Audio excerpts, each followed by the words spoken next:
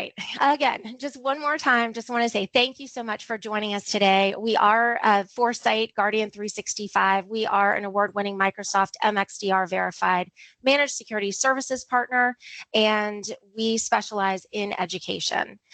We've established about 10 years ago, and we are very excited to be supporting the education industry and all that goes along with it.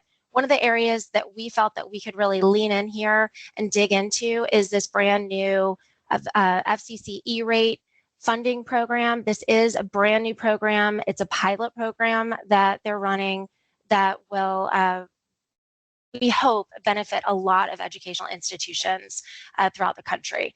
So without further ado here, Chuck, I'll turn this over to you. Chuck has been diligently studying the FCC, getting the necessary information pulled together so that we can present that and offer that to you today. Okay, thank you, Stephanie. I do feel that many of you people on the call today may know E-rate a little bit better than we do, simply because you've been using E-rate for various other services as it relates to the internet or networking equipment or things like that in the past. However, we saw an opportunity early in the year. We learned that there was going to be the potential for the FCC considering to include cyber security in the E-rate program, and we've been keeping our ears open and paying attention to the potential of that coming about in the this year.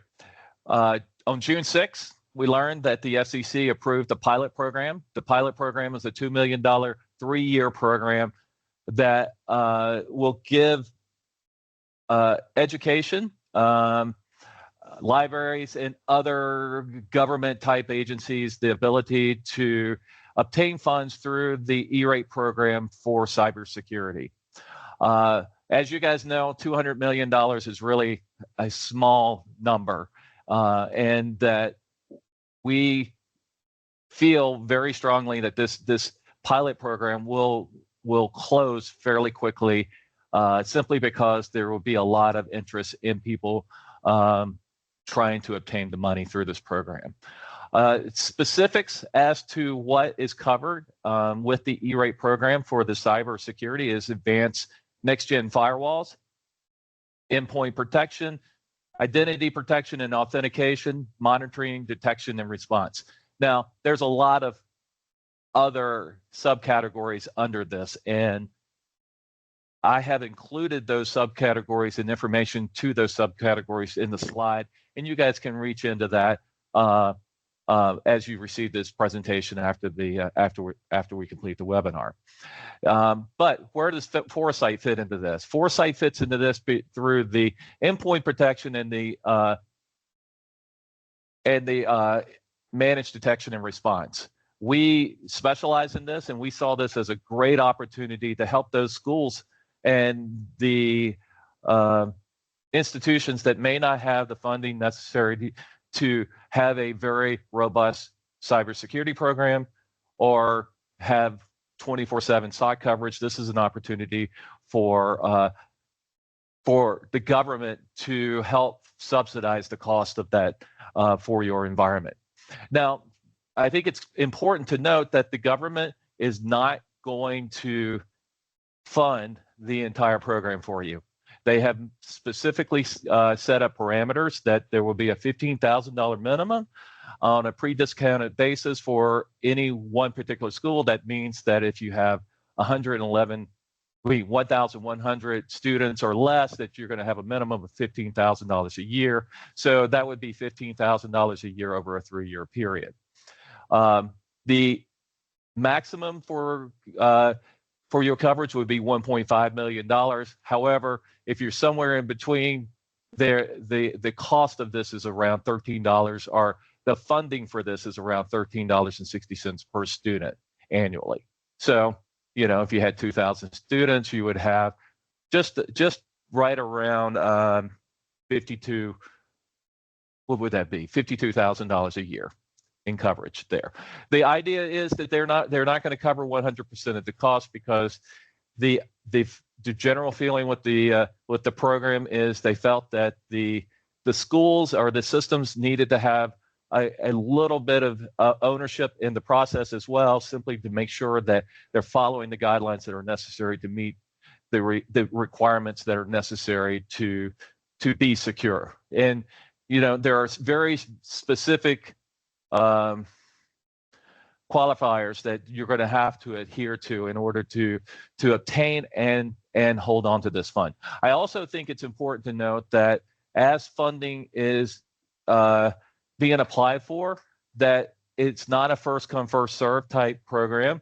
The FCC and USAC are going to be evaluating for the most need. The schools with the greatest need will be served first, and it'll move there afterwards.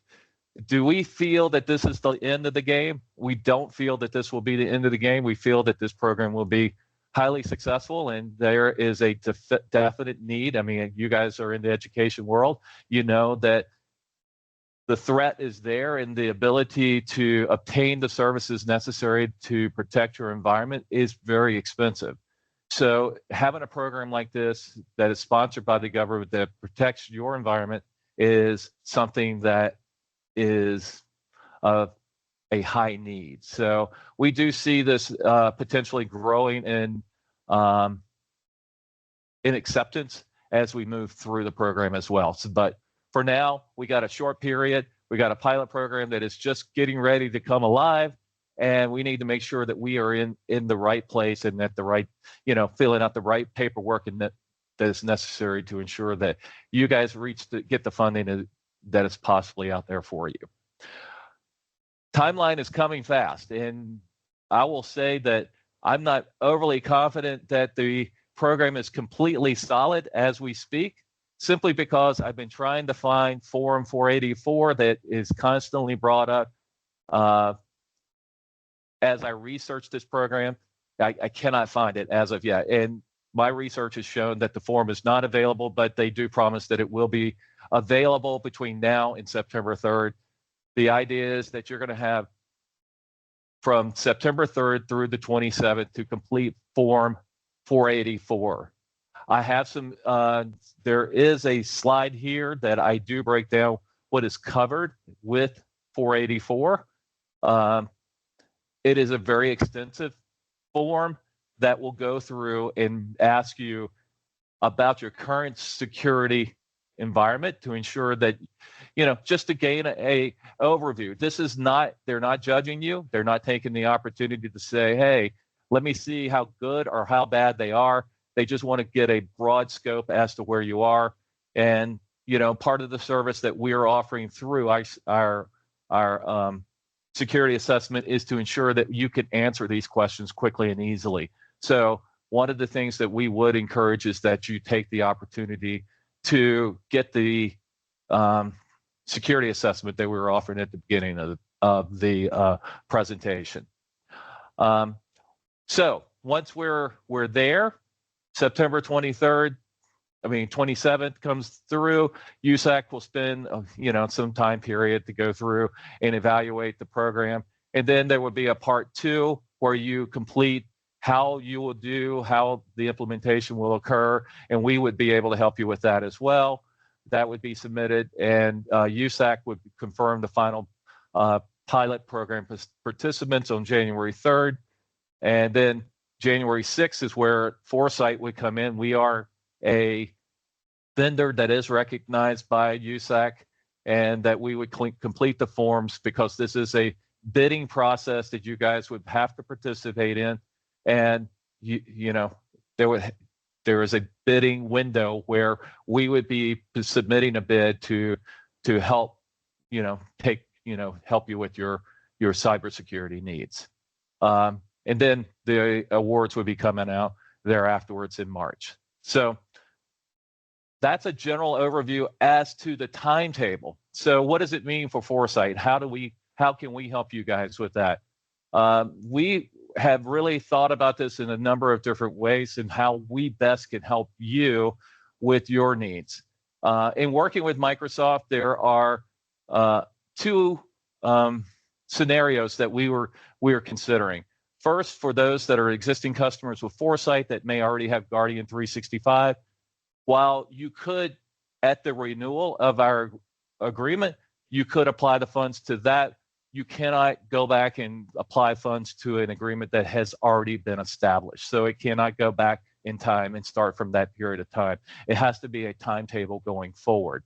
So we were thinking that maybe that's an opportunity to look at extending services around Sentinel or Copilot or security or things of that nature that would strengthen your cybersecurity posture as it relates to the program. So for those existing customers, we would be looking at extending services to what we offer even today using the funds that would be available.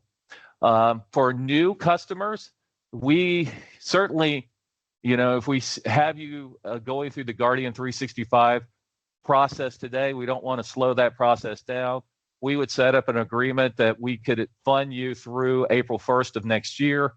And then once April 1st comes around, we can look at creating a new multi-year agreement for Guardian 365 that would allow those E-rates funds to apply to the subscription or the service that is available there from that point forward. So for you guys, the Guardian 365, if you're not aware as to what it is a 24/7 SOC service that we offer to existing customers. In addition to that, we do cybersecurity insurance reviews with that, as well as we go through and ensure that your environment is as secure as possible by making sure we go through a 10-step process that lights up the technology necessary to protect your environment. So it's a very comprehensive program that we set up and go through. And if this is something that we want to talk about in greater length, we're certainly happy to do that. I don't think we have enough time to do that today, or, I'll say that we don't have enough time to do that today, but we're certainly happy to do that going forward if it's something that you find interesting. But in our approach is that we prepared ourselves at Forsyte to be ready to take on this opportunity. We jumped into being a supplier/vendor as part of the USAC program very early, knowing that this would be a great opportunity for many of the customers that we service today. So we are ready on our end, and we look at this as a great opportunity to help you. We are willing to help you with the application process as needed to ensure that you have the most comprehensive plan put together in order to obtain the most money possible through this program. So that's what we have as far as the E-rate. So as we go forward, I don't think we need to really step through the 484 form any further as it relates to back to the free security assessment is where we are. Steph, I think at this point we open it up for questions because we've pretty much covered the basis as to what's being offered through the E-rate, and we're here to answer questions and to talk through any scenario you would like as well. Sounds great. I just realized that the camera and mics were disabled, but they are turned on now. So if they're enabled, so if anybody wants to come off mute or come on camera, that'd be great. If not, the chat's always available, and we're certainly always available for just direct communications afterwards. That would go through even just visiting the link, clicking on the QR code, and just letting us know that you're interested. But if you do have questions, we'd love to take them here, and pretty sure others can learn from those questions and answers if you do have them. As Chuck mentioned, it's not the most straightforward program. And so if you are questioning something, or you just want to know if maybe something that you're thinking of instituting might be included, it would be nice to know so we could help you step through that.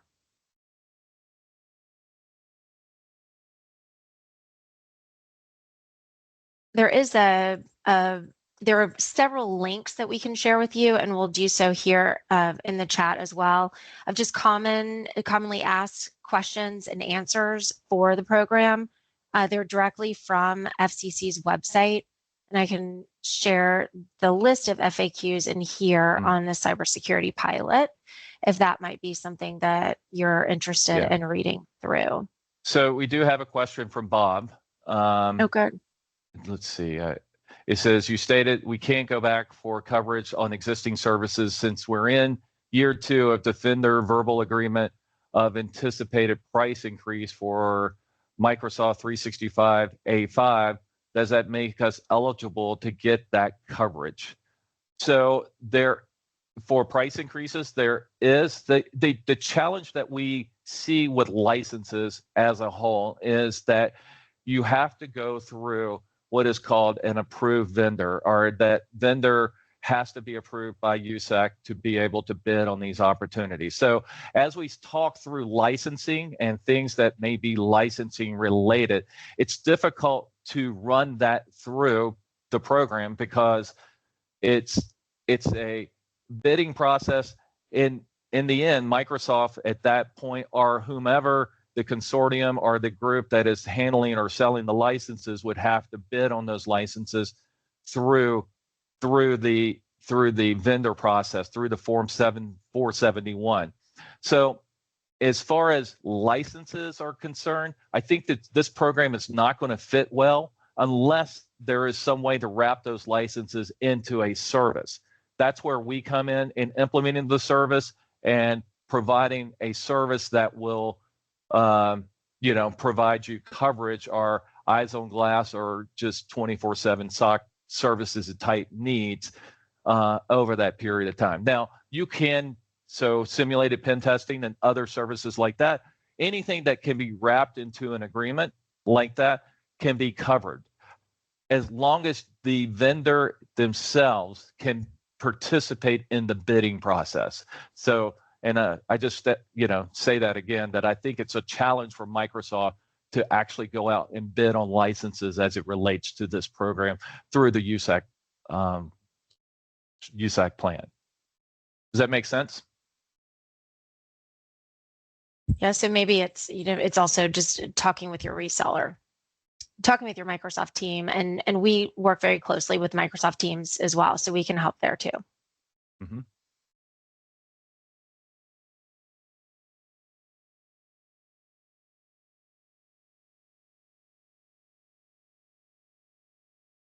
Any additional questions that we may have out there as it relates to this?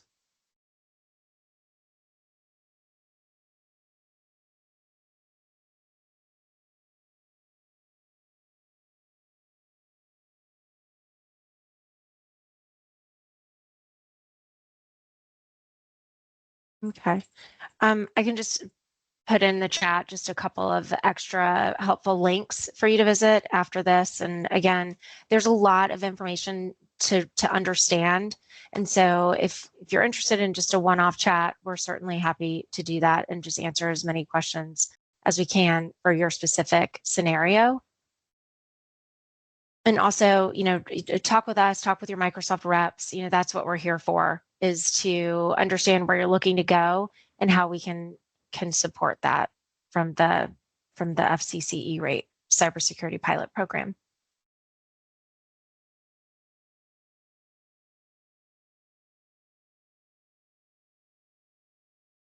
Okay, I think it's a short webinar today. It's a short subject, because first off, but I do appreciate you guys joining us, and we're certainly here. We see this as a great opportunity. I think there's some challenges that we're going to be, I call it challenges, but I think there's some hurdles that we're going to have to cross over the next few months to make sure that you guys are participating in the program. We're certainly here willing to help walk through that process with you. Unfortunately, there is a process where you guys do have to submit the application for part 1 and part 2 of the 484 form. Again, we can help you complete that form and just provide you the information necessary to really try and get you the most money possible. So we're happy to do that. We'd like to do a security assessment as part of that whole process, but we want to see what we can do to help you guys get that money as well. Okay. All righty. Well, thanks everybody. Enjoy Thank your you day. guys. Thank you. All Okay. right. Thank you.